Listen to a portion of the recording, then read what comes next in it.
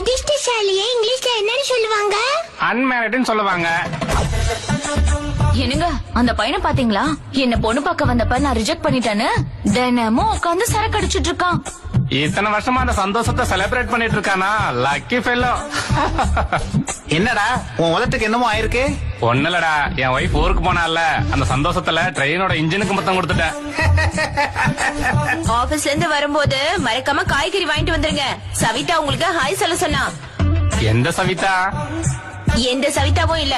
மெசேஜ ஒழுங்கா படிக்கிறீங்களா இல்லையான்னு செக் பண்ண. சார் என் ஒய்ஃப் காணாம போயிட்டா சார். டேய் பைத்தியக்காரா, இது எம்ஆர்ஓ ஆபீஸ் டா. ஐயோ, சந்தோஷத்துல எங்க போறேனே தெரியலையே. பாத்தீங்களா, நம்ம பக்கத்து வீட்டுக்காரரு டெய்லி ஆபீஸ்க்கு போகும்போது அவங்க ஒய்ஃபுக்கு முத்தம் கொடுத்துட்டு போறாரு. நீங்களும் கொடுத்துட்டு போலாம்ல. எப்படி கொடுக்க முடியும்? அவ யாருன்னு எனக்கு தெரியாதுல்ல. சுவாமி, திருமண வாழ்க்கை சந்தோஷமா இருக்கிறதுக்கு 2 சீக்ரெட் சொல்லுங்க சாமி.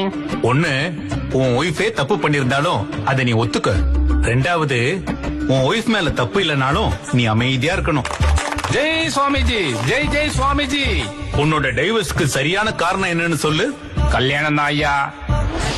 மச்சான், லவ் மேரேஜ் அரேஞ்ச் மேரேஜ் ரெண்டுல எது பெஸ்ட் சொல்லு. சங்கு ஊதுனதுக்கு அப்புறம் ஹார்லிக்ஸ் கலந்தா என்ன, போஸ்ட் கலந்தா என்ன? கடைசி வரைக்கும் உங்க தாத்தா ஃப்ரீடம்காக போராடினாரா? அப்படியா பாட்டி? ஆமா.